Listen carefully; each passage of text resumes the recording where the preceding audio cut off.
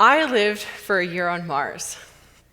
I was the commander of the longest NASA-funded space simulation.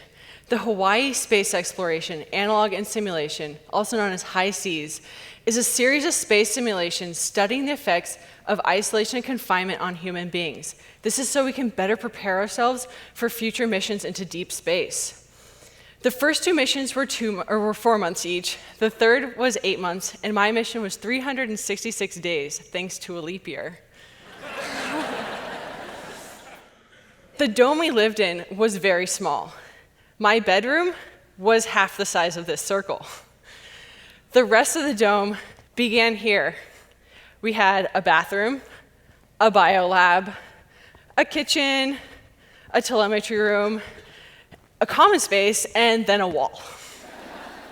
Nothing was ever further than 5 steps away from a wall, all the time. We joked that our bedrooms were 5 steps away from the kitchen. I shared this space with 5 other people for an entire year. Yes, we all volunteered to do this, and to spoil the ending, we all came out alive. So this is what the dome looks like. In the front, we have a solar panel array. This is able to generate all the power that we're going to need for the entire day. Some of that power is stored in batteries, which we use during the nighttime to get us through the evening and to the next day when hopefully we have sunshine again. On the side of the dome, we also have a shipping container. This is what houses all of our food. The way a food resupply worked for us was that mission support would send us food once every 4 months.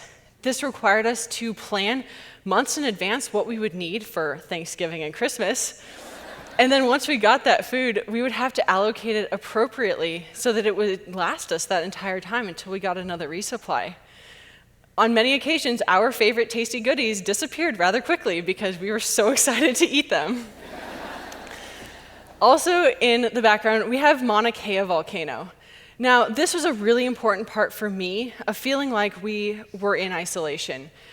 In order to study the social and psychological aspects of it, you have to be both in total and complete isolation from human beings of any kind, no contact at all for the entire year. And you have to live in a place that looks like Mars. This landscape looks like Mars. And in the background, looking at Mauna Kea volcano every morning out our tiny little window, it felt like I was looking at Olympus Mons, the largest volcano on Mars. This was just every day, you are on Mars. And that was exciting. It was so cool. There are a lot of restrictions to living on Mars. For one, you can't go outside and breathe the atmosphere out there. It doesn't have the right pressure, and there's other aspects to that for why you can't breathe it. So in order to go outside, you get to wear a spacesuit. Now, walking on this terrain is difficult enough as it is, but walking with a 50-pound spacesuit adds a whole new level of challenge. What did we do while we were here? We weren't just reading books and playing video games as much as a lot of people thought we were doing that. We were doing research, active research on us, and we were doing our own research projects as well. One of the things that the researchers wanted to find out is how do we interact with each other? This is an image of the crew wearing a badge, and essentially we wore these badges every day, and they're a proximity sensor. They're telling the researchers and the mission support team who's interacting with who at any given time, what our heart rate is doing, and what are the environmental conditions around us? What is the temperature and the light and the sound doing? And the goal of this is that when we send humans to deep space, mission support can look at data and they can say, oh, these 2 people aren't interacting any longer. Why is that? Is that because they had a fight and they're not talking to each other anymore? Or is it because it's 4 o'clock and they're all exercising? Or is it because it's really, really cold outside and everybody is underneath a blanket trying to stay warm? These are things that happen in real life. So everything that happened to us during the year is data, and that's really exciting. The amount of data is incredible. We each did over 3,000 surveys in the year. We spent a lot of time doing surveys. We also spent a lot of time doing research tasks similar to the tasks that will be done for future Mars astronauts. We got to go outside on that beautiful landscape and discover what it was like. We got to map the geology, take rock samples, and explore skylights and lava tubes that future astronauts will have to explore in order to determine if it's a safe place to live. all of this is so exciting, but we have a lot of lessons that we learn from it. We can't reveal the BHP research lessons, but I have a lot of lessons to share with you. And most of them revolve around natural resources, communication, and relationships. So the first lesson is that resource conservation is absolutely essential towards living sustainably both here on Earth and on Mars. This is key to our survival. We know that on Earth we have highs and lows. We have terrible, terrible droughts and epic flooding occurring at the same time. We have wonderful snowpacks one year and then terrible snows the next. What Mother Nature throws at us, we don't really get to choose, but how we react to that is really important. A fellow Montanan named Scott Bucher says that nature creates dry periods, but man creates water shortages. And I really believe that how we react to what Mother Nature throws at us determines whether we're in a dry period or we're in a complete water shortage. Our actions have ramifications both downstream and later in time. Now, during the year, we were in a bit of an unofficial competition to see who could take the shortest shower. This is what the shower looks like. I'm certain it was designed specifically to not encourage us to spend time in there. You want to get in and get out as quick as you can, and that's the easiest way to conserve water and to reduce your water bills, to take a short shower. So most of us were living with a shower of about 20 seconds to a minute once a week. You get in, you lather up, you get out. That's fine. And we held this for the entire year. But on one occasion, somebody took a 20-minute shower. Now, we've all enjoyed that on Earth. It is quite the luxury, and you really love that, especially after a hard day of work. A nice hot shower, there's nothing better. But in a resource-limited environment, that is not possible. And what had happened was this person had taken 5 weeks worth of shower water for everybody and let it go down the drain. This was unrecoverable water. How does that relate to Earth? We live in this beautiful place where we have all the food, water, shelter, and atmosphere that we need. We're here because we have the resources to sustain us. But if we're going to go to a place where we have to live, where we don't have food, we have to grow our own food, we have to harvest our own water and produce our own atmosphere to breathe, how are we going to live sustainably doing that? We can't just keep sending shipments from Earth to Mars. We're going to have to figure out how to do that. The good news is we live in a place where we already have it all figured out. We can work on running tests and trials and simulations right now in order to figure out what is the best method of going to anywhere beyond Earth and live completely sustainably based on the resources that you have there. How do we get on the same page about natural resources? This is a topic that's close to my heart, but this is something that's important to all of us. How do we get on the same page about natural resources? It begins with our relationships to one another. And my lesson 2 is that relationships are the backbone of moving forward.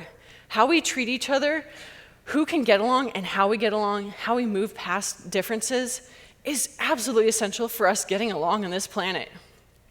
So this is an image of 2 of the crew members working on a construction project together. And I think it really brings home the point of, does the person with the nail trust the person with the hammer? And if these 2 people didn't have the positive, effective working relationship and also friendship that they did, I don't believe that that nail person would be trusting the hammer at all. What we disagree about, how we move past that, is more important than any reason why we would disagree in the first place. The number 1 question we get asked as crew members is, did you have any disagreements during the year? Yes, we did. I don't know of 6 people that don't go through an entire year with having a disagreement with anybody. If you know of 6 people, you should tell NASA because they really, really want to know. How we move past that, how we are able to work together and speak to each other the next day is so important.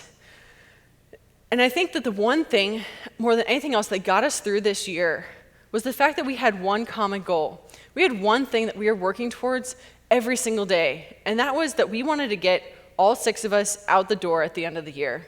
Anything that happened did not matter because our goal was to get out the door. But what is our goal on Earth? What is the one thing we all have in common that we all do here? We all live on the same planet. We all live here together. And it doesn't matter if we're 50 states or 196 countries. We are one planet.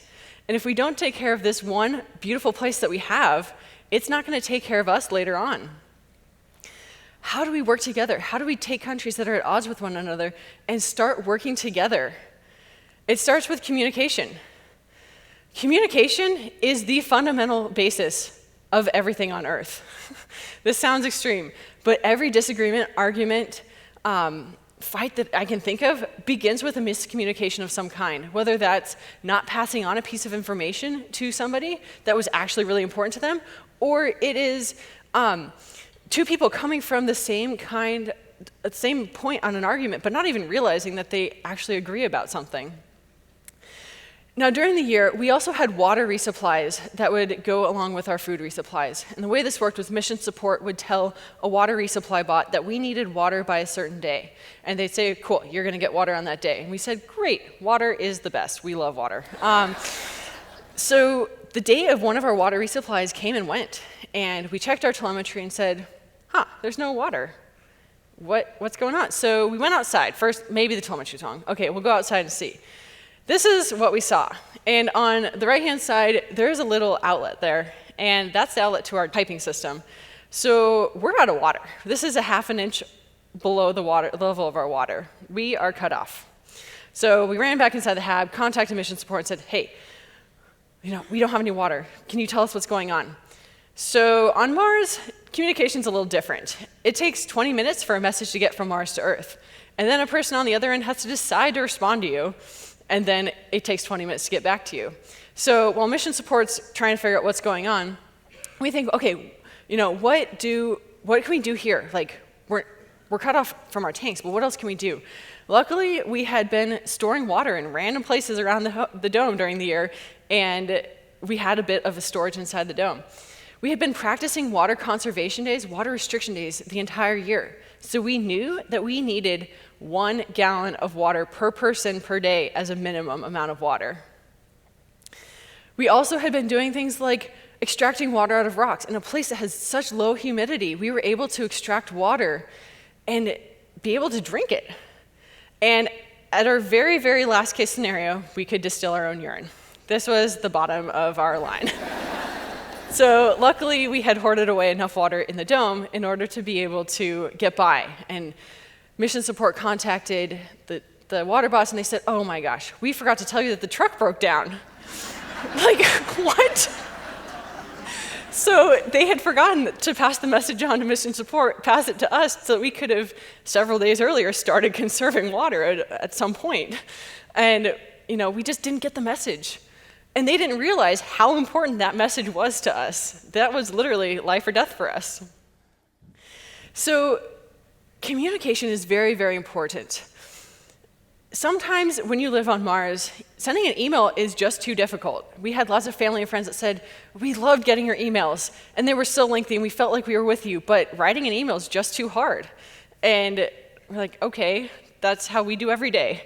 But there are other options. So one of the things we can do is invest in technology that is different than email. We can work towards virtual reality, or who knows what else is out there right now that somebody has some great idea about. The technology is advancing so quickly, I have no idea what it's going to look like in 50 years, and I'm excited to see what happens. So how do we bring this all together? How do we take the lessons that we learned on Mars and work towards building a better Earth? It starts with one person having an experience, taking that experience to form an idea, and they take that idea to their home community. Now, maybe that is you guys having an idea about changing out all the light bulbs at home, or turning all your toilets to low-flow toilets. The simple things, really. They don't even have to be big. They can be tiny, but they make a big difference when they're all compounded. Now, we work on this. Everybody here, we're all going to different places when we get out of here. We're not going to be all going to Charlottesville. I'm going back to Montana. Who knows where everybody else is going back to? We all have a different community. We can take an idea that we learned to. We spread it across our communities. And really what we're doing is we're building one Earth. We're building one community on the entire planet. And it doesn't matter that we're 196 countries, we are one Earth. And we're building a place where we're all invested and we want to work together. Everybody feels like they belong, because we do all belong. We need every person here. Each one of us is a piece of the puzzle. We may not know what the image at the end is. We don't have the box that tells us what this image is we're supposed to be constructing. We just have all the pieces. And so we're gonna work together towards this fuzzy image. And as we get closer, it's gonna start to take shape and we're gonna see what it actually looks like. Once we build a better Earth, we're building a better humanity. And once we have that better humanity, we can go to Mars, we can go anywhere beyond Mars. The opportunities are endless. We can go anywhere we want to because we'll have it all figured out here first. We'll have found a way to be completely sustainable on Earth. We'll be working together in positive, effective working relationships. We will be communicating effectively. And once we do that, man, this is gonna be such an amazing place. So what are the things that we can do? You know, this is a great idea. What are the things that we each can individually take home with us? The first thing I want to propose is that we start with kindness and respect in the home. If you can't treat your family members and your friends with love and respect, you're going to have a very difficult time being able to do that to someone you have any kind of difference with. It starts with us treating each other kindly and respecting each other with the people we love. Next is giving back to our community. Human beings don't like to be outdone by other human beings. We like to be competitive. So if we start volunteering, donating our clothes, doing any of the other options we have to make our community a better place, others will follow and we'll all be working together. It starts with choosing to make good choices. Choose to conserve resources. And whether that's conserving water or any of the other number of resources you have, there are tons of programs out there, and we can help you find programs that, if you don't know of them, to help you make good choices out there. And then be annoying. Tell your friends and family about it, and then teach them why you're doing what you're doing. Because once you teach them, then they will understand better. It's not just telling them, it's teaching them. Invest in the future. Invest in the technology, and I'm so excited to see what this technology goes towards. But invest in the kids. You kids in the audience, you guys are our future. You guys are the ones that are gonna, one, decide what retirement home we go to, but also you guys are making all the decisions for us after we're gone. And your kids and your grandkids, everybody out there is the future. And our job as adults is to give you all of the skills and the training you need to make the world a better place. So allow us to help you, to give you the skills you need, because we want to do that. Once we start doing these things, we are building a better Earth. We're building a better community on Earth. It's so exciting. And I mean, I can't wait to see what we do. This is such potential. So I have to thank our entire mission support team, because without them, I would not be here. This is researchers, PIs, mission support, people that volunteer all around the world, and my crew, because without them, we wouldn't have made it through. And so with that, with this team working together, I'm putting it on you guys. Let's go home and make this world a better place. Thank you.